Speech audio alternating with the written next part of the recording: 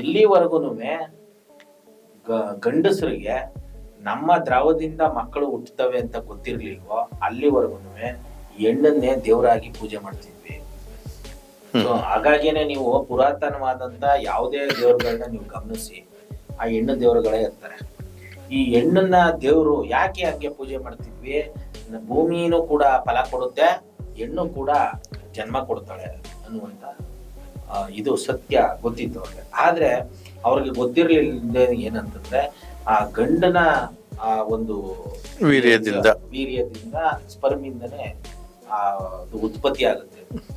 ಇದು ಗೊತ್ತಾದಂತ ಸಂದರ್ಭದಲ್ಲಿ ಇವತ್ತು ನಾವೇನ್ ಹೇಳ್ತೀವಿ, ಶಿವ ಅನ್ನುವಂತ ಮಾತನ್ನ ನಾವ್ ಹೇಳ್ತೀವಲ್ಲ, ಶಿವ ಇತ್ತೀಚೆಗೆ ಈ ರೀತಿ ಗೋಲ್ಡನ್ ಜಿಮ್ಮು ತಿರ್ಗಾ ಯಾವ್ದೋ ಸ್ಟೇ ಫಿಟ್ ಇಲ್ಲೆಲ್ಲ ಸೇರಿ 6 ಪ್ಯಾಕ್ ಶಿವ ಎಲ್ಲ ಜಿಮ್ ಶಿವ ಎಲ್ಲ ಅಂದ್ರೆ ಇದು ಸಲ್ಮಾನ್ ಖಾನ್ ಬಾಡಿ.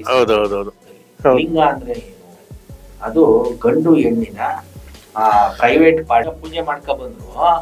ಆದ್ರೆ ಗಂಡು ಹೆಣ್ಣಿನ ಅವರ ಪ್ರೈವೇಟ್ ಪಾರ್ಟ್ ಏನಿದೆ ಅದೆರಡೂ ಕೂಡುವಳಿ ಆದಾಗ್ಲೇನೆ ಮಕ್ಕಳು ಹುಟ್ಟೋದು ಅನ್ನುವಂಥದ್ದು ಈ ಶಿವ ಅನ್ನುವಂತ ವ್ಯಕ್ತಿ ಮೂಲಕ ಅದು ಬೆಳಕಿಗೆ ಬಂತು. ಅದಾದ ನಂತರ ಆ ಗಂಡು ಈ ಹೆಣ್ಣನ್ನ ಪೂಜೆ ಮಾಡ್ತಿದ್ದು ಆ ಗಂಡನ್ನ ಪೂಜೆ ಮಾಡೋದಕ್ಕೆ ಶಿಫ್ಟ್ ಆಯ್ತು.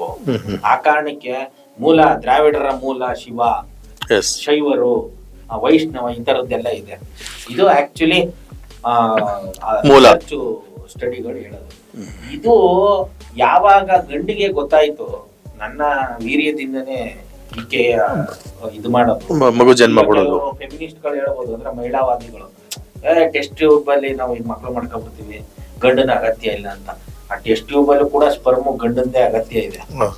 ಹಂಗಂತ ನಾವು ಅಹಂಕಾರ ಪಡಬಾರ್ದು. ಸೊ ಎರಡು ಸಮಾನಾಂತರ ಅನ್ನುವಂಥದ್ದು. ದುಬಾರಿ ಅಲ್ಲ, ವ್ಯಾಪಾರೀಕರಣ. ಹೇಳ್ತೀನಿ ಕೇಳಿ. ಈಗ ಇವರು ಸೃಷ್ಟಿ ಮಾಡಿರುವಂತ ಪಾಪ ಕೆಲವ್ರಿಗೆ ಹಂಗೆ ಹೇಳಿದ್ರೆ ನಾವು ನೇರವಾಗಿ ಬೇಜಾರಾಗ್ಬೋದು. ನೋಡಿ, ಒಂದು ಬೆರಳಿಗಿಂತ ಇನ್ನೊಂದು ಬೆರಳು ಜಾಸ್ತಿ ಇದ್ರೆ ಅವ್ರನ್ನ ಅಂಗವಿಕಲರು ಅಂತ ಕರೀತಾರೆ. ಆಯ್ತು, ಬೇಡ ಅಷ್ಟೊಂದು ಬೇಜಾರಾಯ್ತದೆ ಅಂದ್ರೆ ಇಂಗ್ಲಿಷ್ ಅಲ್ಲೇ ಹೇಳ್ಬಿಡ್ತೀನಿ, ಫಿಸಿಕಲಿ ಹ್ಯಾಂಡಿಕ್ಯಾಪ್ಟ್ ಅಂತ ಕರೀತಾರೆ. ಒಂದೇ ಬೆರಳು ಎಕ್ಸ್ಟ್ರಾ ಇದ್ರು ನೋಡಿ. ನಮ್ಗೆ ಒಂದು ಕೈ, ಈಗ ನನಗೆ ಚಿಕ್ಕದ್ರಲ್ಲಿ 2 ಸಲ ಕೈ ಮುರಿದಿತ್ತು. ಒಂದು ಕೈಯಲ್ಲಿ ನನಗೆ ಬಟ್ಟೆ ಹಾಕೋದಕ್ಕೆ, ಮತ್ತೊಂದಕ್ಕೆ ಎಲ್ಲದಕ್ಕೂ ತೊಂದ್ರೆ. ಇವ್ರು 3 ಕೈ 6 ಕೈಯಲ್ಲಿ ಹೆಂಗ್ ಬಟ್ಟೆ ಹಾಕತಾರೆ, ಹೆಂಗ್ ಊಟ ಮಾಡ್ತಾರೆ, ತಲೆ ಹೆಂಗ್ ಬಾಚ್ತಾರೆ, ಕಾಲ್ ಇದು ಏನನ್ನ ತೋರಿಸುತ್ತೆ ಅಂತಂದ್ರೆ ಅದರಲ್ಲಿ ಹೆಣ್ಣು ಮಕ್ಕಳಿಗೆ ಆಸೆನ ಹುಟ್ಟಿಸುವಂಥದ್ದು. ಈ ರೇಷ್ಮೆ ಸೀರೆಗಳನ್ನ ಹುಟ್ಟಿಸಿ ಆ ರೇಷ್ಮೆ ಸೀರೆಗಳಿಗೆ ಮಾರ್ಕೆಟಿಂಗ್ ಮಾಡ್ತಾರೆ. ರೇಷ್ಮೆ ಸೀರೆಗಳು ಮಾರುವಂಥವ್ರು ಯಾರು? ಇದೇ ಆರ್ಯರ ವೈಶ್ಯ ಅಂದ್ರೆ ಸೇಟುಗಳು. ಒಡವೆ ಅಂಗಡಿ ಇತ್ತೀಚೆಗೆಲ್ಲೋ ಕೆಲವರು ಕೇರಳದವರು ಮಾಡವ್ರೆ, ಮಲಬಾರ್ ಗೋಲ್ಡ್ ಅವರು ಇವರೆಲ್ಲ. ಈಗ್ಲೂ ಬಹುತೇಕ ಅದು ವ್ಯಾಪಾರ ಇರೋದು ಸೇಟುಗಳ ಕೈಯಲ್ಲಿದೆ. ಆಚಾರ, ಆಧ್ಯಾತ್ಮ, ವಿಚಾರ ಏನ್ ಸಂಬಂಧ ಮೂರಕ್ಕೂ? ಆಚಾರ ಅಂತಂದ್ರೆ ಸಂಪೂರ್ಣ ನಾವು ಮಾತಾಡೋದು ಅದು ವಿಚಾರ ಆಗುತ್ತೆ. ನಾವು ನಡ್ಕೊಳ್ತೀವಿ. ಈಗ ನಾವು ಇಬ್ರು ಇಂಟರ್ವ್ಯೂ ಮಾಡೋಣ, ಅದೊಂದು ವಿಚಾರ. ಮಾಡೋಣ ಅನ್ಕೊಂಡು ಒಂದು 6 ತಿಂಗಳು ತಳ್ಳಿದ್ರೆ ಅದು ಆಚಾರವಾಗಿ ಬರೋದೇ ಇಲ್ಲ. ನಾವು ಇವತ್ತು ಇಂಟರ್ವ್ಯೂನ ಮಾಡ್ತಾ ಇದ್ವಿ, ಇದೊಂದು ಆಚಾರ. ಸೊ ಆಧ್ಯಾತ್ಮ ಅನ್ನುವಂಥದ್ದು ಅದು ಮಾತಾಡುವಂಥದ್ದು ಅಲ್ಲ, ನಡ್ಕೊಳ್ಳೋದು ಅಂತದ್ದು ಅಲ್ಲ, ನಿಮ್ಮ ಮನಸ್ಸನ್ನು ಒಳಗಡೆ ನೀವು ಧ್ಯಾನಿಸುವಂಥದ್ದು ಆಧ್ಯಾತ್ಮ. ಅದೇ ಈಗ ಮೊನ್ನೆ ನಾನು ಒಂದು ಊರ ಹತ್ರ ಹೋಗಿದ್ದೆ.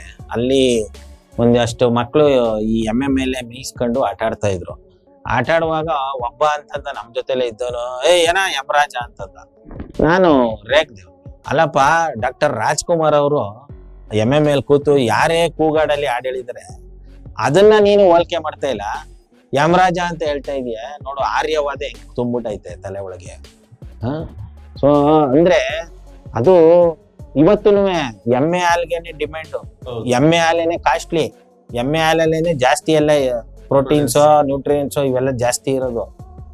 ಇದನ್ನ ಸಹಿಸ್ಲಾರ್ರು ಅವ್ರು. ಈಗ ನಾನು ಬಂದಿದ್ದೀನಿ, ನಾನು ನಿಮ್ ಸ್ಟುಡಿಯೋಗೆ ಬಂದಿದ್ದೀನಿ, ನನ್ನ ಹತ್ರ ವಾಚ್ ಇದೆ. ನಾನು ಈ ವಾಚ್ ನಿಮ್ಮ ಹತ್ರ ಇರೋ ವಾಚ್ಗಿಂತ ಡಮ್ಮಿ ಅಂತ ನಾನು ಒಪ್ಕೊಳಕ್ಕೆ ನಾನು ರೆಡಿ ಇಲ್ಲ. ಅದಕ್ಕೆ ಏನ್ ಮಾಡ್ಬಿಡೋದು, ನಂದು ಶ್ರೇಷ್ಠ, ನಿಂದು ಡಮ್ಮಿ, ನಿಂದು ಡಮ್ಮಿ, ನಿಂದು ಡಮ್ಮಿ.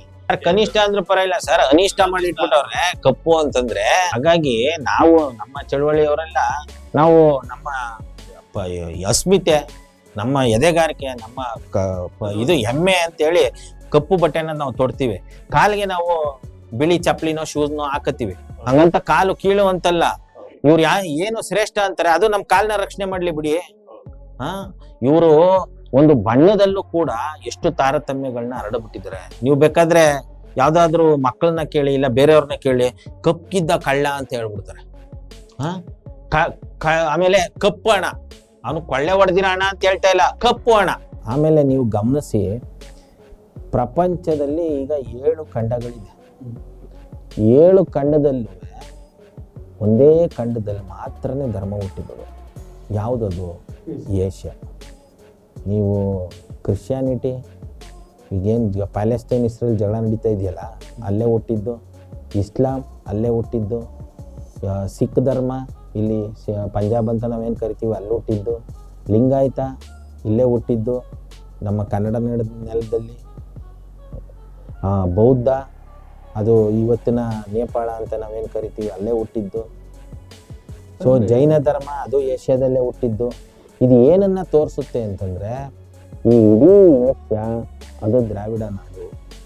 ಒಂದು ಸ್ಟಡೀಸ್ ಪ್ರಕಾರ ಏನು ಹೇಳ್ತಾರೆ, ಜೈನ ಧರ್ಮ ಮಾತ್ರನೇ ಆರ್ಯರ ಧರ್ಮ, ಇನ್ನೆಲ್ಲವೂ ದ್ರಾವಿಡರ ಧರ್ಮ ಅಂತ. ಕಾರಣ ಏನು ಅಂದರೆ, ಜೈನ್ಸಲ್ಲಿ ನೀವು ನೋಡಿ, ಅವ್ರಿಗೆ ಮಿತಿನ ಏರ್ಕೊಳ್ತಾರೆ. ಜೈನ ಧರ್ಮದಲ್ಲಿ ನಾನು ಒಂದಿರುವೇನು ಸಾಯಿಸಲ್ಲ, ನಾನು ಉಸಿರಾಡಿದ್ರೆ ಇದಾಗ್ಬಿಡ್ತದೆ, ನಾನು ಈರುಳ್ಳಿ ತಿನ್ನಲ್ಲ, ನಾನು ಇದು ಟೊಮೊಟೊ ಬೆಳ್ಳುಳ್ಳಿ ತಿನ್ನಲ್ಲ, ಈ ಥರದ್ದನ್ನ ಮಾಡ್ತಾರೆ. ಆಮೇಲೆ ಅವ್ರು ದಂಡಿಸ್ಕೊಳ್ತಾರೆ. ಅದು ಇಲ್ಲಿ ನಾನು ಹೇಳ್ತಾ ಇರುವಂಥದ್ದು, ಅದರಲ್ಲಿ ದೀಕ್ಷೆನ ಪಡಿತಾರಲ್ಲ ಅವ್ರ ಬಗ್ಗೆ ಹೇಳ್ತಾ ಇರೋದು. ಆ ದೀಕ್ಷೆ ಯಾಕೆ ಅವರು ಆ ರೀತಿಯ ದಂಡಿಸ್ಕೊಳ್ಳುವಂಥ ಕಾನೂನುಗಳನ್ನ ಮಾಡ್ಕೊಂಡ್ರು ಅವ್ರ ಧರ್ಮದಲ್ಲಿ ಅಂದರೆ, ಏನು ಆರ್ಯರು ಅಲ್ಲಿಂದ ಬಂದು ಇಲ್ಲೆಲ್ಲ ಕೆಡಿಸ್ಬಿಟ್ರು, ಈ ನಮ್ಮ ಇಷ್ಟು ಭವ್ಯವಾದ ನಾಗರಿಕತೆಗಳನ್ನ ಕೆಡಿಸಿದ್ರು.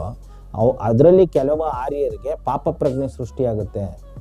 ಹಾಗಾಗಿ ಅವರುಗಳು ನಾವು ತಪ್ಪು ಮಾಡಿದ್ದೀವಿ, ನಾವು ಪ್ರಾಯಶ್ಚಿತ್ತ ಪಡಿಬೇಕು ಅಂತೇಳಿ ಆ ಜೈನ ಮಾರ್ಗನ ಅನುಸರಿಸ್ತಾರೆ. ಏನು ಮಹಾವೀರ ಇದನ್ನು ಹಾಕೊಟ್ಟಂಥ ದಾರಿನ ಅನುಸರಿಸ್ತಾರೆ.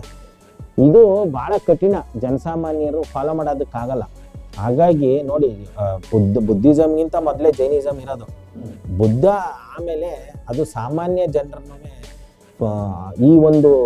ಈ ಕೆಟ್ಟ ದಾರಿಯಿಂದ ಮುಕ್ತಿ ಮಾಡೋದಕ್ಕೆ ಬುದ್ಧಿಸಮನ್ನ ಆ ವಿಚಾರಗಳನ್ನ ಹರಡ್ತಾ ಹೋಯ್ತಾರೆ ಅನ್ನುವಂಥದ್ದು ಕೆಲವು ಈ ಸ್ಟಡೀಸ್ಗಳು ಹೇಳ್ತವೆ.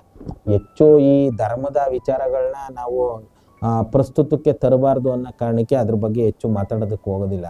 ಎಷ್ಟು ಬೇಕೋ ಅಷ್ಟನ್ನ ಮಾತಾಡ್ಕೊಂಡು ಹೋಗ್ಬೋದು. ಈಗ ನಮ್ಮ ಹಿರೀಕರು, ಈಗ ನಮ್ಮ ತಾತನೋ ಮುತ್ತಾತನೋ ಅವ್ರನ್ನ ನೆನ್ಸ್ಕೊಂಡು ಒಂದು ಗುಡಿ ಕಟ್ಕೊಂಡಿದೀವಿ. ನಮ್ಮ ಮುತ್ತಾತನ ಹತ್ರ ಮಾತಾಡೋದಕ್ಕೆ ಮೀಡಿಯೇಟರ್ ಹಾಕ್ಬೇಕು.